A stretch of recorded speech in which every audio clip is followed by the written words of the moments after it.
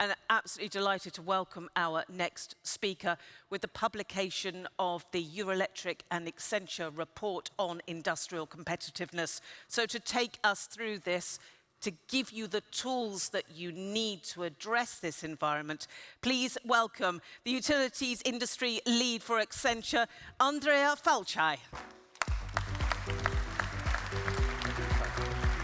Thanks, Andrea. So, good morning, ladies and gentlemen.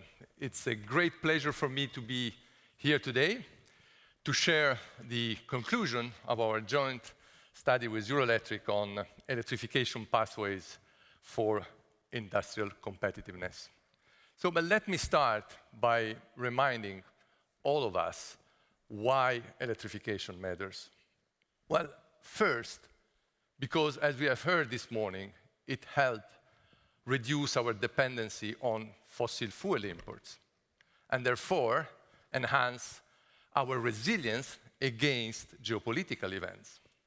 As we have heard, we are still importing in 2024 13% of natural gas from Russia. And we have spent 370 billion euros to import fossil fuels. Whereas we have actually saved more than 100 billion euros, like we heard this morning, thanks to 150 gigawatt of new renewable capacity. Second, for climate cost related. The first European climate risk assessment indicates that Europe is heating at twice the global rate, as we are all seeing and experiencing with the severe weather events happening across our continent, and I have to say, especially in my home country in Italy. Those events have cost us more than 160 billion euros between 2021 and 2023. And third, because it's a good business opportunity. IEA found that the clean energy sector accounted for 10% of GDP growth in 2023. And Europe is projected to account for more than 1/3 of the global manufacturing heat pump capacity by 2030, doubling from the current 18%.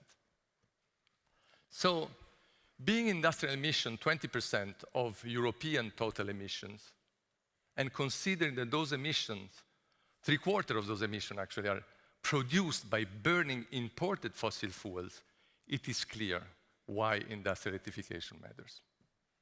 So, let me get back to our study now.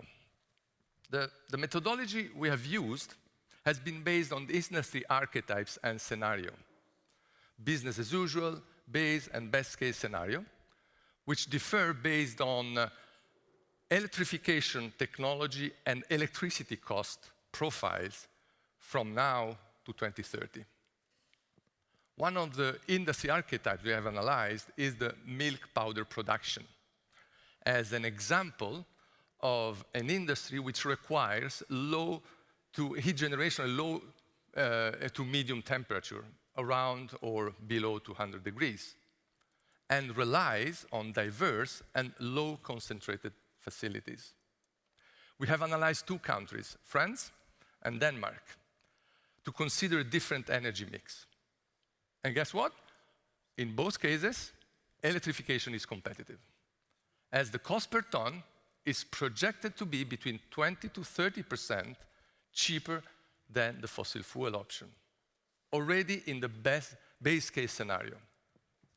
Base case scenario assumes that countries achieve their stated target penetration of net zero generation technologies, and that the electrification technology cost reduction is mainly driven by market growth and competition. Things are getting a bit harder when we pick the second archetype, ethylene, which is a highly concentrated, energy-intensive industry requiring heat generation at very high temperature, above 800 degrees. In that case, we have analyzed Germany and Spain, again with different energy mix, and again, electrification is competitive, as the cost per ton is projected to be 6 to 12% cheaper than the fossil fuel. But in this case, only in the best case scenario.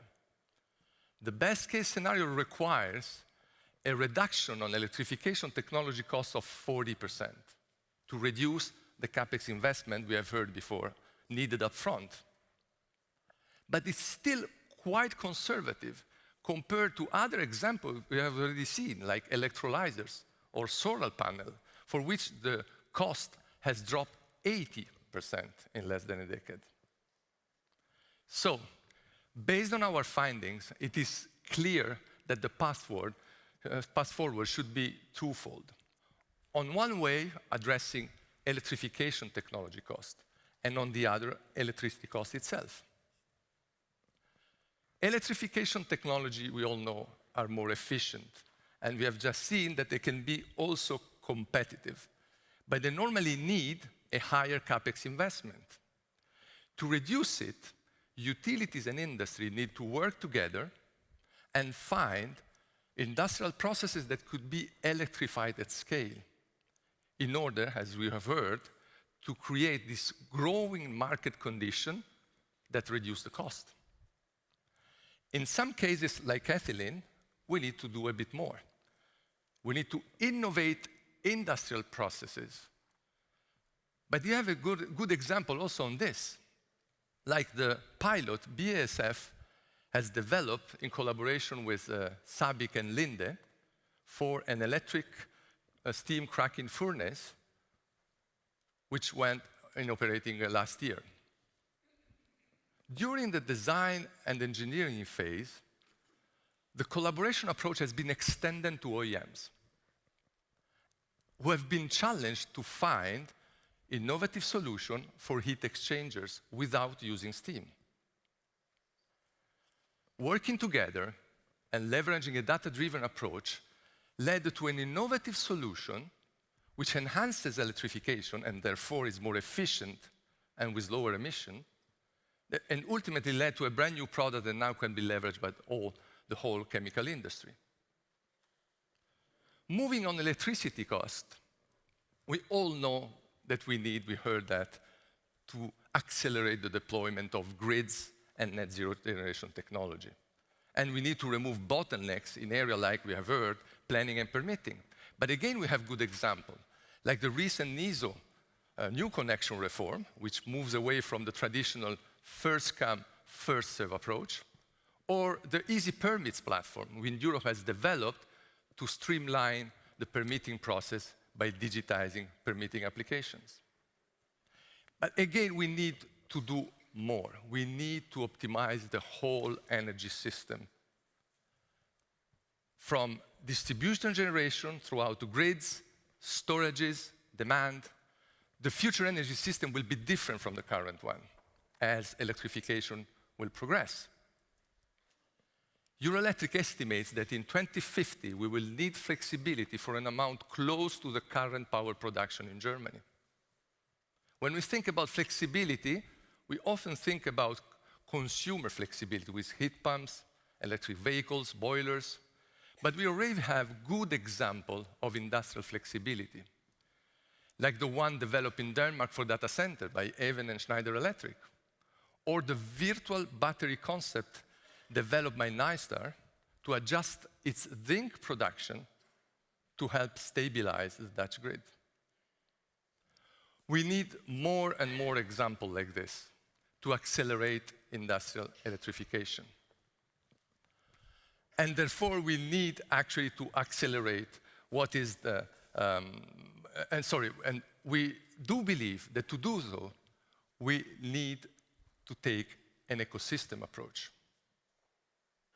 Being to reduce the electrification technology cost, or to bridge the gap between electricity and fossil fuel cost, we need to find solutions to optimize the whole system for as many stakeholders as possible.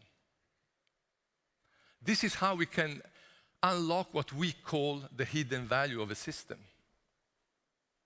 So stakeholders need to work together and try to optimize the system by leveraging data and AI, which will help find optimal solution and boost innovation, like in the BASF example that we have just seen. So stakeholders need to work together, like utilities, industry, OEMs, policymakers, share data, and have the courage to change. So in conclusion, electrification is already a good option in many cases. We need to innovate in some specific cases. But if we take an ecosystem approach, we can make European industries more resilient against geopolitical events and related costs that we have seen, more decarbonized, which will reduce climate-related costs, and very importantly, more competitive by leveraging innovative technology solutions. So thank you very much for listening. And from today, following this link, you can download the full report. Thank you.